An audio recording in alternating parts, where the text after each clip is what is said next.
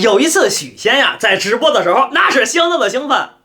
今天你们来了可就得着了啊！跟大家分享一件事情，你知道在正规比赛中走出惊天大妙手是什么感觉吗？兴奋了我好几天，愣是没睡好觉。这到底是咋回事呢？这盘棋啊，来自13年的巨龙茅山杯。当时持黑方的呢，就是许仙、许仁川；持红方的是特级大师孙永征。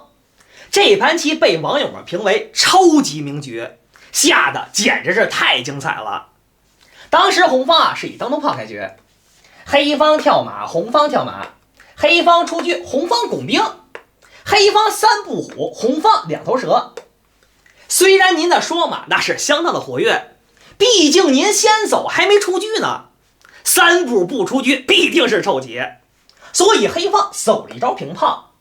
您还想上马，偏偏不让你得逞，那是万万没想到，红方顶着炮火是强行前进，看不起我足底炮是咋的？直接拱卒反击，红方上马，黑方往前一冲，红方马踩中卒，您给踩了肯定不合适，这大空头炮捂上肯定受不了，所以黑方补向，红方退马。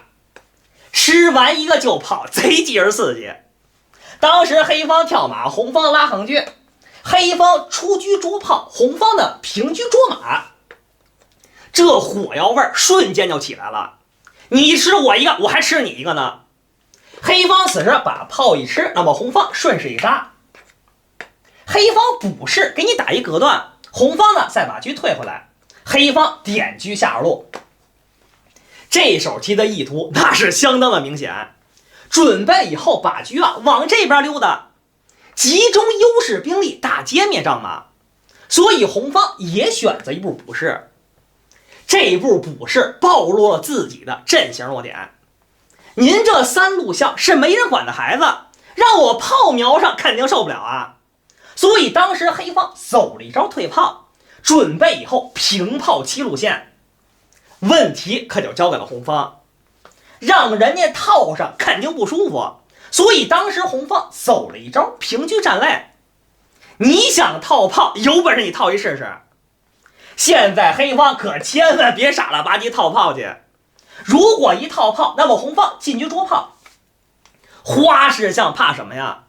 这花式象就怕炮啊，象腰塞上那谁受得了啊？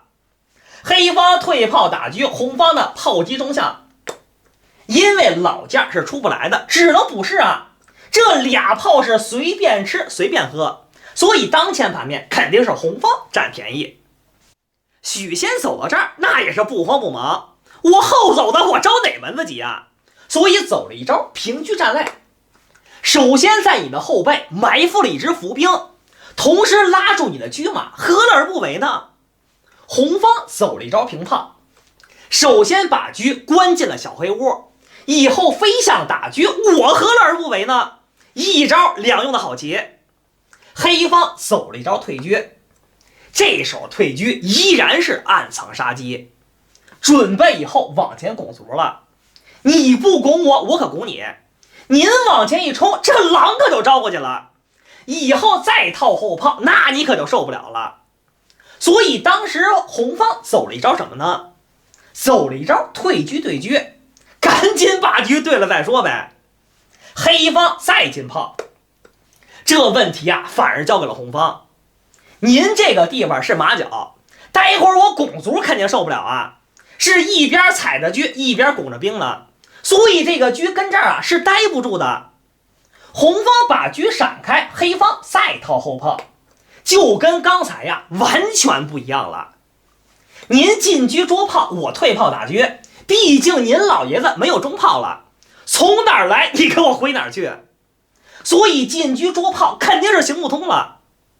当时红方选择了一步飞象，终于轮到黑方实施计划了，直接往前一冲，你不拱我，我就拱你，让我冲过去您可受不了。所以红方往前一冲，黑方顺势一敲。此时此刻来到本局非常重要的时间节点，如果您现在身持红方，这手棋您将如何抉择呢？一是上马，二是飞象，您会走哪个呢？现在红方正确的走法是应该选择一步上马。你黑方再上马，我就不怕你了，至少我能平炮打马呀。但是当时红方可没这么选择，走了一步飞边象。说飞边象看起来好像也没毛病，当时黑方毅然决然的上马。您说红方走什么吧？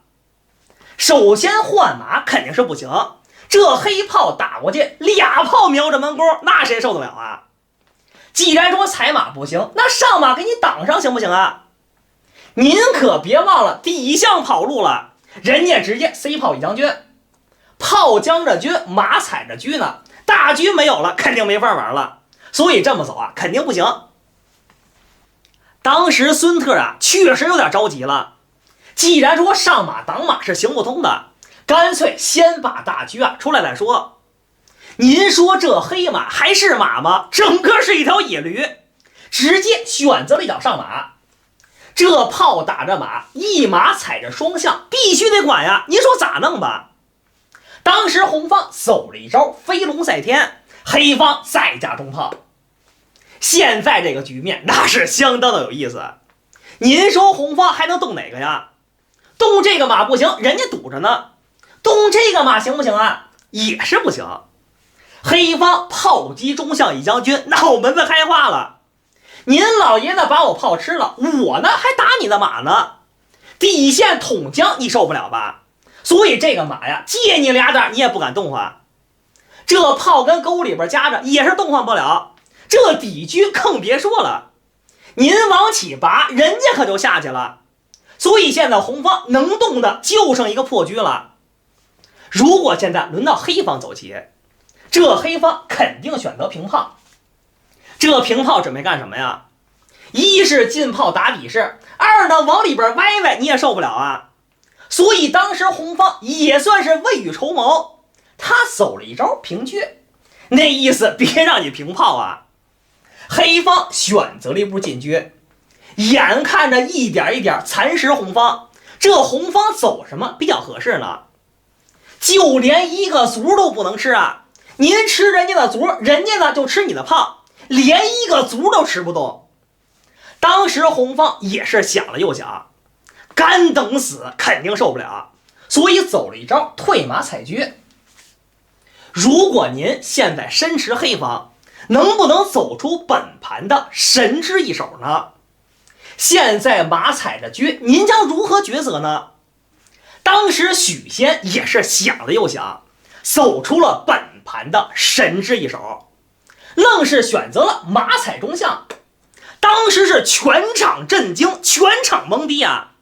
说踩你的车不管，为什么你还要弃马呢？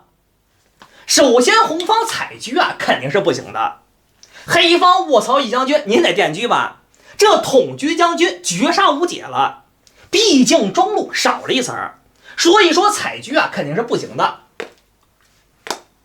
既然说踩车是不行的，那现在拿象吃马行不行啊？您老爷子落回去，底线统将死棋了，这闷锅谁管着呢？要想吃马，只能拿马吃了。如果红方往回一踩，那么黑方炮击中马一将军，您落了，统将死棋了。所以说这个炮啊，千万是不能吃。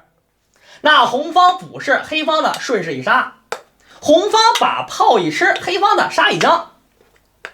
您落士还是闷锅，没辙，他只能补士。黑方再抻炮，这底车眼看着就打死了，您这车必须得跑路啊。那黑方捅一将，红方垫车，这车还是白吃白喝。所以这么走的话，红方那是必败的。您知道怎么一着棋失去一个朋友吗？现在啊，可就是现场教学了。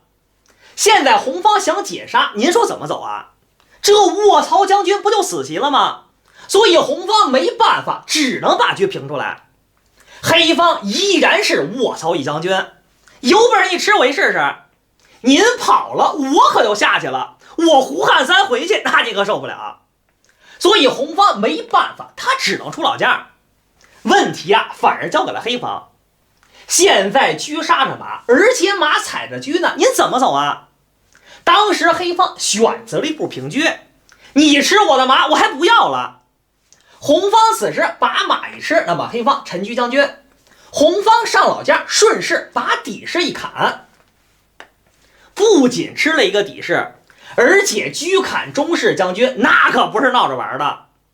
所以红方是万般无奈，只能退炮了。一步棋怎么失去一个朋友呢？就看这步棋了。当时许仙直接是炮击中士，你是吃也得吃，不吃啊也得吃，否则我的炮还打着你的车呢。当时孙特是脑瓜子发懵啊，这到底是咋回事呢？红方没辙，只能把炮一吃，黑方再沉底。现在这步棋啊，可是在叫杀呢。人家抠一将你得出去啊，再抠一将得进去啊，再抠一将不就死棋了吗？来回来去抠着玩啊。所以当时红方呢走了一招退马，好歹能看住自己的底线呀。当时黑方平卒，真的是步步没朋友。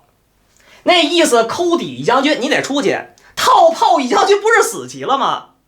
所以当时红方也是没办法了，只能把炮闪开。黑方出老将，行棋至此，红方投子认负。为什么红方要认输呢？这3条线全让黑方给占上了，以后退车将军受不了，平车将军也是受不了，认输啊也就认输了。点关注不迷路，咱们下期视频接着玩。